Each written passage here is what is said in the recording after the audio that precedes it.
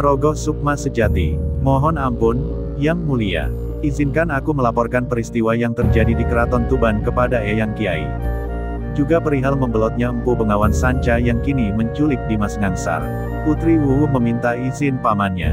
Meski mengkhawatirkan kesehatan Raden Kuning yang kini bersemedi mengatur pernafasan, namun putri cantik itu lebih mengkhawatirkan keselamatan adik sepupunya Pangeran Ngangsar yang diculik Empu Sanca.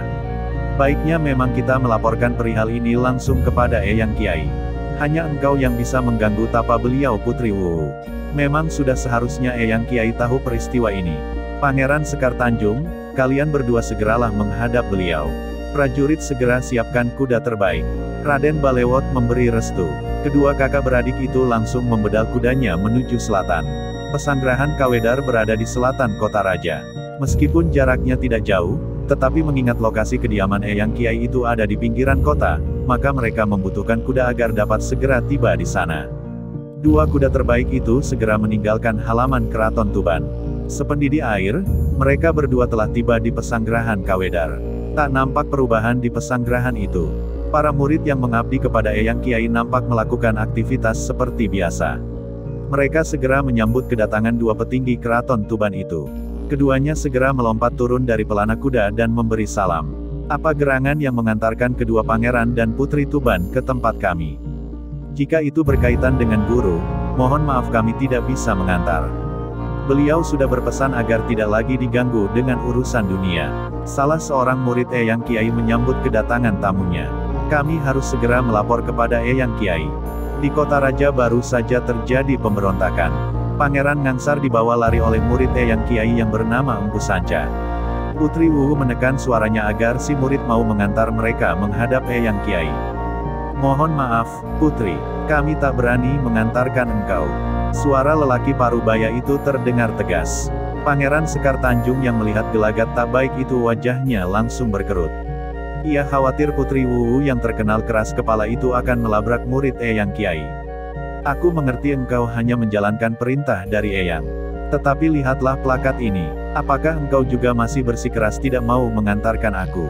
Putri Wuwu mengeluarkan logo bertuliskan Kawedar. Hanya dua orang yang mendapat plakat itu langsung dari Eyang Kiai.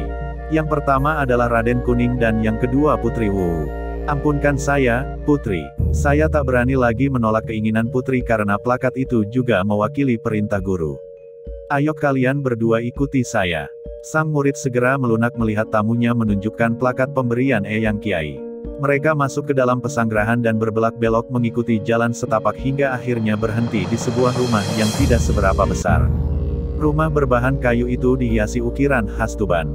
Ukiran di pintu rumah merupakan ukiran kaligrafi beraksara Arab yang dihaluskan dengan pelitur. Sang murid hanya mengantarkan mereka hingga depan rumah.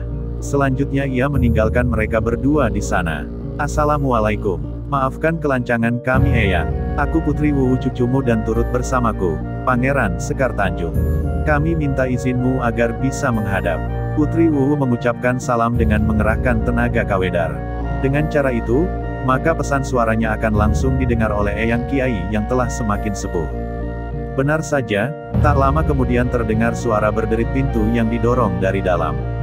Waalaikumsalam. Silakan masuk cucuku. Pasti ada hal yang sangat penting yang membuat kalian berdua memaksa menemuiku. Suara itu adalah suara Eyang Kiai yang dikirimkan dari dalam rumah. Meskipun pintu terbuka, Eyang Kiai tak terlihat keluar dari rumah kayu itu. Putri Wuwu mengajak Pangeran Sekar Tanjung untuk bergegas masuk ke dalam. Keduanya melihat Eyang Kiai tengah bersemedi di tengah ruangan. Tubuhnya yang sudah sepuh itu nampak duduk mematung dengan mata tertutup. Pangeran Sekar Tanjung segera terkesima dengan kepandaian ilmu tokoh yang tersohor di tanah Jawa itu. Bagaimana mungkin dengan mata tertutup ia mampu membuka pintu rumah dan mengirimkan suara? Tentunya hanya orang-orang pilihan saja yang bisa melakukannya. Kedua mata Eyang Kiai kemudian terbuka dan dengan anggukan kepalanya ia meminta tamunya untuk duduk di hadapannya. Putri Wuwu kembali menggamit lengan adik sepupunya agar mengikutinya duduk di hadapan Eyang Kiai.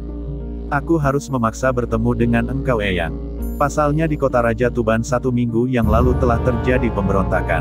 Pangeran Sentapa dan pasukannya menyerang keraton. Ia berhasil menawan Kanjeng Gusti Raden Haryo Balewot karena dibantu oleh Empu Bengawan Sanca yang disebut-sebut pernah menjadi muridmu, ujar Putri Wuwu. Ya, memang betul. Bengawan Sanca itu pernah belajar ilmu agama kepadaku. Nama aslinya adalah Aradia Cupat. Bersama puluhan pengikutnya mereka datang dari tanah India untuk mencari guru. Dan ia mendapat petunjuk untuk berguru denganku. Setelah menerima petunjukku akan ilmu agama, mereka sempat mondok di sini kemudian mendirikan padepokan sendiri, jelas Eyang Kiai. Orang itu memiliki kepandaian tinggi. Meskipun penampilannya bersorban dan tutur katanya jauh dari sorbannya, ia juga berambisi menguasai keraton Tuban.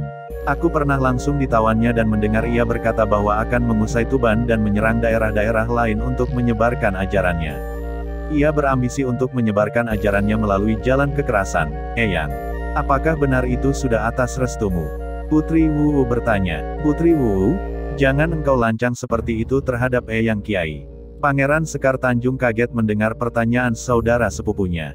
Dalam tata krama Jawa, bertanya tanpa tedeng aling-aling dengan orang yang sangat dihormati itu adalah tabu. Mohon maaf Eyang Kiai dan Pangeran Sekar Tanjung. Bukan hamba bermaksud melanggar tata krama Jawa. Tetapi mengingat nasib Dimas Ngangsar yang belum jelas, maka tak tepat saat ini harus mengingat segala tata krama itu. Sekali lagi maafkan kelancangan aku, Eyang. Tidak apa-apa, cucuku. Tak pernah aku memberi restu kepada Sanca untuk menyebar agama dengan cara kekerasan. Lanjutkan ceritamu. Eyang Kiai menjawab lembut. Dini hari tadi, pasukan yang masih setia kepada Paman Balewot menyerang kota raja. Pangeran Sekar Tanjung yang telah lama mengembara tiba pulang dan menggerakkan pasukan menyerang kota raja. Beruntung mereka dibantu oleh Raden Kuning yang juga datang membawa pasukan dari Keraton Palembang. Empu Sanca dan Raden Kuning terlibat pertarungan dan keduanya terluka. Melihat keadaan berbalik, Empu Sanca dan muridnya melarikan diri dengan membawa serta Dimas Ngangsar. Mohon petunjukmu Eyang agar Dimas Ngangsar bisa kami bawa kembali. Putri Wuwu mengakhiri ceritanya. Masya Allah, ia memang memilih sendiri nama Sanca sebagai pengganti namanya. Rupanya nama yang dipilihnya itu mewakili sifatnya yang masih liar seperti ular.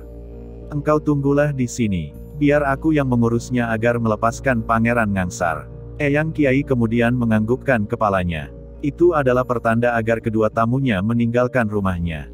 Putri Wuwu dan Pangeran Sekar Tanjung segera mohon pamit. Keduanya kemudian kembali ke kota raja dan memberi kabar jika Eyang Kiai yang akan mengembalikan Pangeran Ngangsar. Di tempat pertapaannya, Eyang Kiai menggeleng-gelengkan kepala. Ia sempat tertegun sebelum akhirnya pria sepuh itu menggerakkan kedua tangannya di depan dada. Ia mengambil sikap semedi. Dari bibirnya terdengar lantunan zikir dan asma Allah. Suasana di pagi yang cerah itu berubah magis ketika dari dalam rumah kayu tempatnya bertapa keluar sesosok bayang Eyang Kiai. Murid-muridnya terkejut dengan kehadiran guru yang sangat dihormati itu. Tetapi akhirnya mereka tersadar jika yang keluar dari pesanggerahan itu hanya bayangannya saja. Bergegas beberapa murid mengambil inisiatif untuk melongok ke dalam rumah tempat guru mereka bertapa. Di sana masih terlihat Eyang Kiai duduk bersila sambil bibirnya tak henti mengucap zikir. Ngerogos sukma sejati, mereka berteriak tertahan.